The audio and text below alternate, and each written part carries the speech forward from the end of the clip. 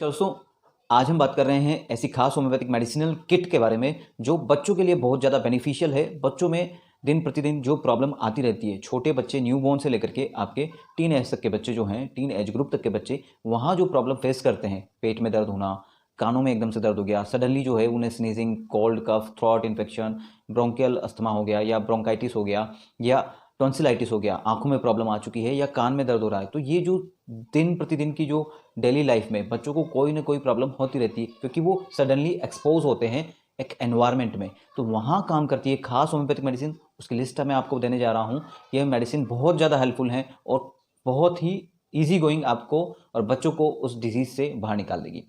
शुरू करते दोस्तों उस मेडिसिनल किट या उस मेडिसिनल लिस्ट के बारे में जो बहुत ज़्यादा बेनिफिशियल है छोटे बच्चों से लेकर न्यूबॉर्न से लेकर के टीन एज ग्रुप के बच्चों के लिए। नमस्कार दोस्तों, मैं हूं डॉक्टर अभिषेक, आपका एक बार फिर से स्वागत करता हूं अपने होम्योपैथिक यूट्यूब चैनल पे। दोस्तों, हम उस लिस्ट में बच्चों के लिए जो बेनिफिशियल है उसमें सबसे पहले नंबर पे जो मैं लेता हूं वो है एकोनाइट। एकोनाइट पॉइजन है और ये एकोनाइट नेपलेस नाम से जाना जाता है और ये बहुत ज़्यादा हेल्प करता है जब सडन ऑनसेट हो। एकदम से बच्चा नॉर्मल था, एकदम से उसे फीवर आ गया या एकदम से उसे कोई भी प्रॉब्लम हुई है, साथ में उसे एंजाइटी है। अब एंजाइटी का पता आप कैसे लगाएंगे? एंजाइटी चिंता बनी रहती है उसे अपनी हेल्थ की, या एकदम से बच्चा घबरा गया, छुप गया, या वो बिल्कुल से मायूस हो गया और डर में बैठा हुआ है, एकदम से कोई उसे मतलब नहीं है, वो बीमारी को लेकर के डर रहा है या अपनी हेल्थ को लेकर के डर रहा है या आगे होने वाले ट्रीटमेंट को लेकर के डर रहा है। तो एंजाइटी हो रही है, विथ फीवर हो रहा है या विथ एनी प्रॉब्लम हो रही है, सडन ऑनसेट, एकदम से आपने देखा कि बच्चा एकदम से इस प्रॉब्लम में फंस गया और फीवर जो होता है यहाँ हाई टेम्परेचर फीवर रहता है, तो वहाँ एकोनाइट बहुत अच्छा काम करती है। सडन ऑनसेट होता है, विथ फियर रहता है, डर रहता है, एंजाइटी रहती है बच्चे को, और मिडनाइट में, स्पेशली जब मिडनाइट में आपने आधी रात को देखा बच्चा जो है हाथ लगाया तो वो पहले से ही एक तरफ हो रहा था और आपने देखा कि वो पूरी तरीके से गर्म हो रहा है। मिडनाइट फीवर के लिए एकोनाइट और एनी काइंड ऑफ डिजीज जो सडन ऑनसेट से ओरिजिन हो, वहाँ मिरेकल के रूप में काम करती है एकोनाइट नेपेलेस। दूसरी मेडिसिन जिसके बारे में बात करेंगे वो है आर्सेनिक। आर्सेनिक मेडिसिन जो है वो आपको ब्रोंकाइटिस, यानी कि आपके फेफड़ों में, ब्रोंकाइटिस में जहाँ फेफड़ों में बलगम जम चुका है, सांस लेने में दिक्कत आ रही है पर्सन को, डायरिया वॉमिटिंग हो गया है या स्टमक फ्लू हो गया है, यानी कि डायरिया वॉमिटिंग की वजह से उसको फ्लू जैसे लक्षण दिखाई देने लगे हैं, यानी कि थोड़ा सा गर्म रहने लगा है और मायूस सा बैठे रहने लगा है, या डायरिया हो रहा है, वॉमिटिंग हो रही है, या दोनों में से अल्टरनेट कोई एक हो रहा है, और स्टमक फ्लू हो चुका है, पेट जो है वो गड़बड़ है, और साथ ही साथ उसका थ्रॉट इन्फेक्शन भी है, या फिर ब्रोंकाइटिस की कंडीशन देखने को मिल रही है, जब सांस ले रहा है तो उसको बलगम जैसी आवाज़ जो आती है वो आ रही है, तो यहाँ आर्सेनिक एल्ब, साथ में स्नीजिंग हो रही है, कोराइजा हो गया है, जुकाम हो गया है, तो आर्सेनिक एल्ब बहुत अच्छा काम करती है। फ्लू रहता है, फीवर रहता है, स्टमक गड़बड़ है, चेस्ट में, लंग्स में इन्फेक्शन आ चुका है, थ्रॉट में इन्फेक्शन आ चुका है, तो arsenic Elbe is best medicine. दूसरी मेडिसिन की बात करते हैं वो है एलियम सीपा। एलियम सीपा भी बहुत अच्छी मेडिसिन है फ्लू की कंडीशन में, जहां आंखों में लैक्रिमेशन हो रहा है और वो देखेंगे कि आप फ्लू, बुखार आ रहा है लेकिन आंखें लाल हो रही है, आंखों से पानी निकल रहा है, आंखों में आप बात करेंगे तो उसे दिख जाएगा आंखों से कि आंखें लाल हो चुकी है, आंखों से उसको आंसू आ रहे हैं या लैक्रिमेशन टाइप दिखाई दे रहा है या नहीं हो रहा है, दोनों कंडीशन है। लेकिन एलियम सीपा में आंखों से ही आप बता सकते हैं कि इस पेशेंट को अब फीवर आ चुका है। लॉट्स ऑफ स्नीजिंग, यहाँ बहुत ज़्यादा छींकें आएंगी, बच्चे को आंखों से आंसू आने लगेगा, लेकिन नाक से भी पानी आने लगेगा, आंखों से भी पानी आने लगेंगे, और कोल्ड एलर्जिक कंडीशन रहेगी, यानी कि जैसे ही थोड़ा सा चेंजेस हुआ ठंड से, या ठंड से एलर्जी उसे कह सकते हैं हम, तो वहाँ पर एलियम सीपा और फीवर जैसे लक्षण देखने को आपको हो सकता है कि इवनिंग तक या फिर आपको कुछ टाइम बाद, एक दिन बाद, 2 दिन बाद दिखने को मिले, लेकिन आपने शुरुआत में ही मेडिसिन को अप्लाई कर दिया तो आपको फर्दर वाली जो स्टेप है वो नहीं होगी और पेशेंट, बच्चा जो होता है वो एकदम से क्योर हो जाएगा, ठीक हो जाएगा। चौथी मेडिसिन की बात करते हैं हम, एपिस। एपिस मेलिफिका, मधुमक्खी एपिस से जो हनी बी होती है उसी से बनाई जाती है। एपिस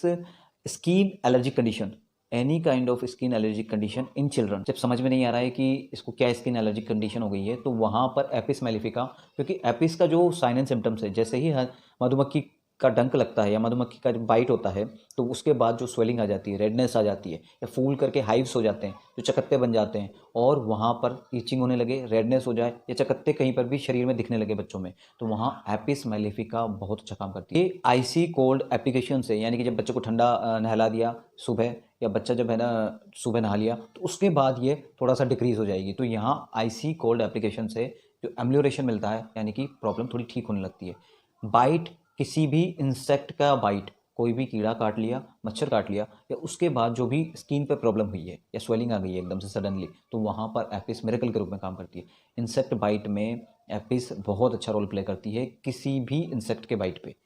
बहुत सी बार देखा जाता है कि इंसेक्ट बाइट कर देता है, रेडनेस होती है और चंद सेकंड में ही वो ब्लू डिस्कलरेशन हो जाता है, एकदम से फूल करके नीला हो जाएगा, काला हो जाएगा। तो मैंने खुद ने देखा है कि वो डिसअपियर हो जाता है with in hours, with in a couple of hours में, और पूरी नॉर्मल स्किन हो जाएगी। यहीं पर मैं आपसे कहना चाहता हूँ कि एक और मेडिसिन है लेडमपाल। लेडमपाल में पॉइंटेड इंजरी, यानी कि किसी भी बच्चे को अगर किसी पॉइंटेड चीज़ से अगर इंजरी हो चुकी है, यानी कि आप देखेंगे कि वहाँ पर नीडल से या कोई पॉइंटेड कांटा हो गया या कोई भी पॉइंटेड इंस्ट्रूमेंट हो गया, उससे अगर इंजरी हो जाती है पेशेंट को, बच्चे को, तो वहाँ पर लेडमपाल इज़ द परफेक्ट मेडिसिन। क्योंकि वहाँ पर लिखा हुआ ये है कि पॉइंटेड इंस्ट्रूमेंट से इंजरी हो जाने पर लेडमपाल काम आएगी। एपिस भी काम आएगी। एपिस भी बहुत अच्छा रोल प्ले करती है उस स्वेलिंग को, उस दर्द को वहाँ से गायब करने के लिए। बहुत सी बार फीवर भी आ जाता है बच्चों में, क्योंकि हाइव्स आते हैं, किसी भी स्किन एलर्जिक कंडीशंस के कांटेक्ट में आते ही बच्चों में हाइव्स आ जाएंगे, स्किन रिएक्ट कर जाएगी उस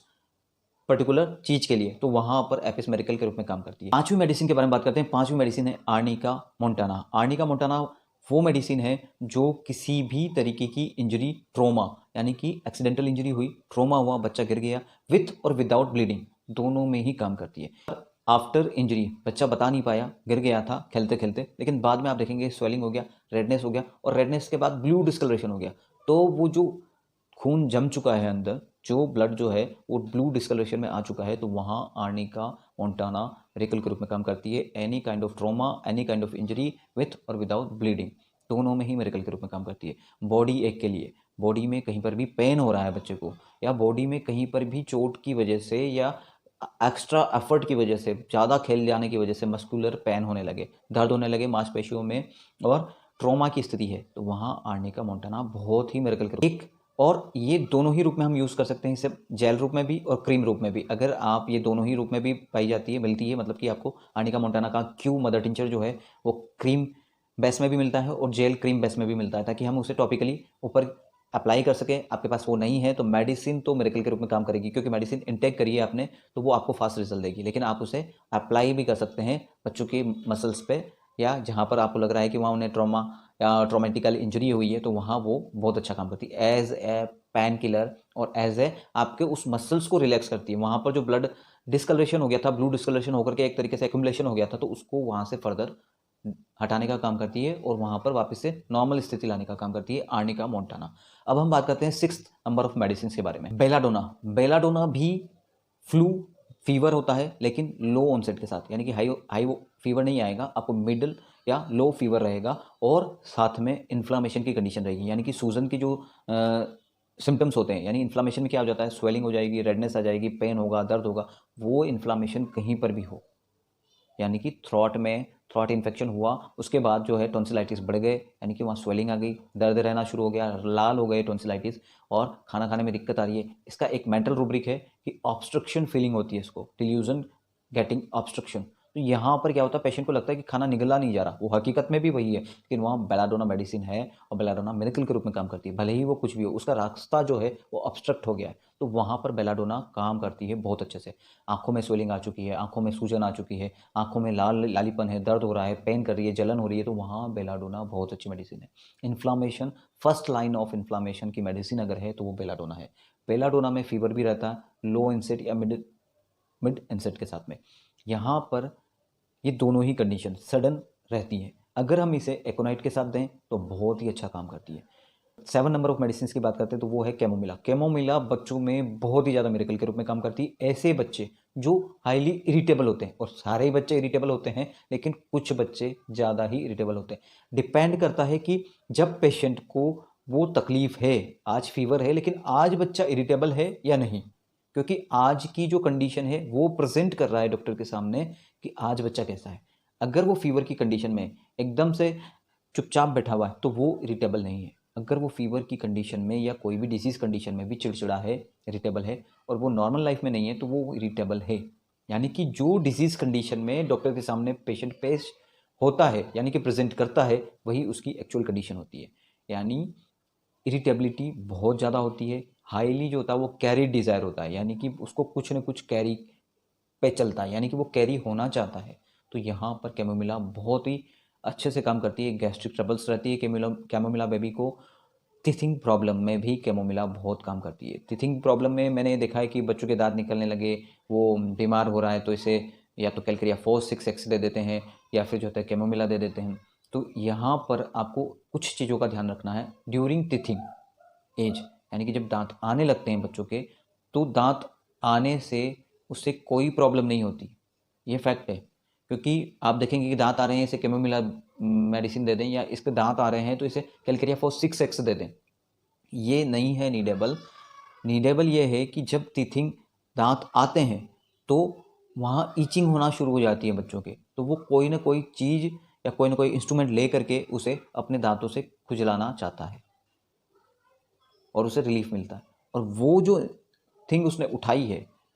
वो इन्फेक्टेड हो सकती है, और उसी के इन्फेक्शन से फर्दर जब वो खाता है उसको या मुंह में लेता है, क्योंकि बच्चा आइडेंटिफाई, किसी छोटा बच्चा न्यूबॉर्न जो होगा वो आइडेंटिफाई किसी भी चीज़ को